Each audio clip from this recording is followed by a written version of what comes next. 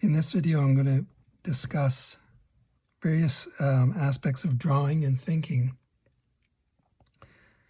And I'm going to do my best to connect them together. So I'm going to discuss things like how you think about drawing, symbols, memory, and visualization as you draw. So think about children. They think in a very simple, symbolic way. They don't think about the details that an adult would see on the surface, all the details and nuances. If you ask them to draw a tree, or if you watch them, they'll typically draw something like this. You know, it's very simple, or it might have like this, sticks, you know, or the same for something like a cloud, or a bird's going to be very basic, or it might be like this, you know, with a head and a beak. You get the idea. And a person's, you know, often a young child's going to draw like stick figure kinds of things like this. So what they're doing is they're drawing their memory, but their memory is symbolic. It's symbols. It's abstract. It's not their memory of what they saw through their eyes, the surface details of a thing. It's their memory of and their understanding of the structure of something, the abstract structure, the conception. So it's at the level, it's sort of at a simple beginning level. And it's interesting because as a cartoonist, an artist, a visual artist using lines, you can use some of that. Now you go to the other extreme and you do some super complicated drawing, you know, where you've got like all of the details, say, of a head or something, you know, and I can make this much more complicated. You start layering in all the major forms, the substructures. And a child wouldn't draw like that because they're not thinking that way. They're thinking about the symbolic. So where this comes into play is if you're an imaginative artist who's drawing from your memory, such as a comic book artist, perhaps an animation artist, it's a completely different process than drawing something right in front of you, as you would from a life model. So you have to draw on your memory and your mental conceptions of different things. So this is where your memory bank comes into play, and what you've stocked in there.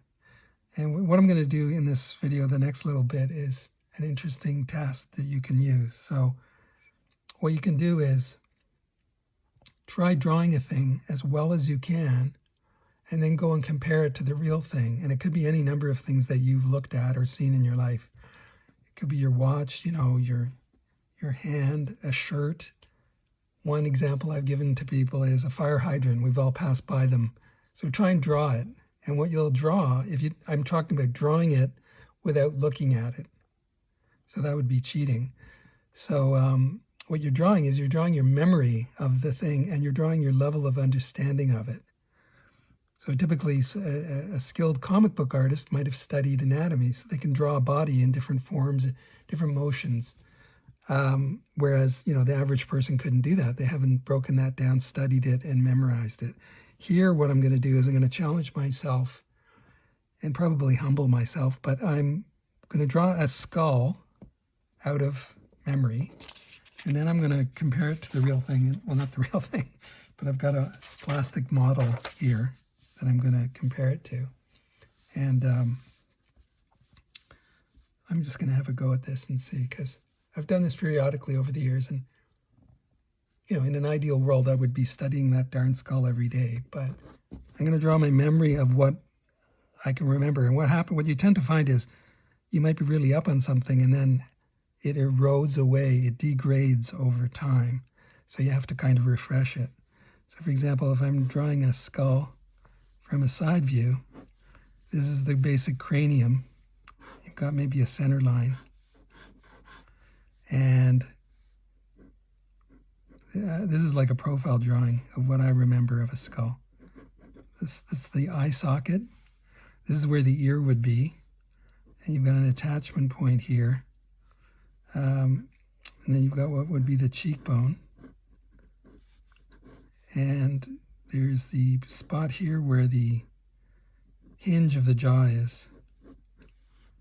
And, you know, depending on the person, you can have different structure. Like that would be a square-jawed person, you know, and male and female skulls are different. But you'd have the teeth here,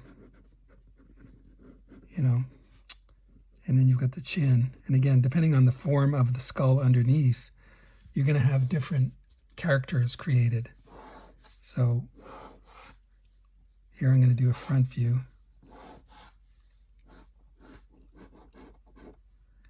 And I'm trying to go on my memory, like I said, of what the different forms look like. And where this helps, of course, is this is not just like a tedious technical thing. It's like you can watch, and I've done it, this is why I know this, you can watch people struggle for years drawing warped heads and trying to erase and fix them. And you can see it in the drawings, whether an artist has actually gone to back up and study the darn skull and skeleton and get a model, a 3D model, and do it from your own observation, because it saves you so much time in the end. Like the shortcut is the long cut. Like it seems like a long cut. Oh, that's really tedious to go and study all this stuff and do this. Like, why do I want to get right to that drawing and make it look really good? But in fact, if you bother to do this, you eliminate all kinds of errors and problems. So then you skip all the frustration, or a lot of it, and all the unnecessary mistakes.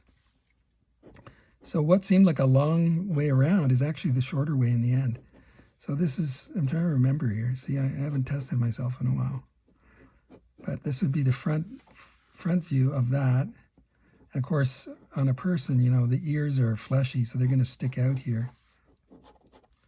And you're going to have a sort of, that's not really going to show in a line drawing, but I'm trying to show that there'd be a brow ridge. And I think typically you have kind of angles here. There's a lot of interesting details to skulls that people would not necessarily realize. Now I'm going to quickly try and draw a 3/4 view, and then we'll do a comparison to the real McCoy. I have several plastic models here. And I'll try and draw, let's say, it from this angle. And I'm putting in the construction lines, and I'm trying to remember the angles of the forms. This would be the center line.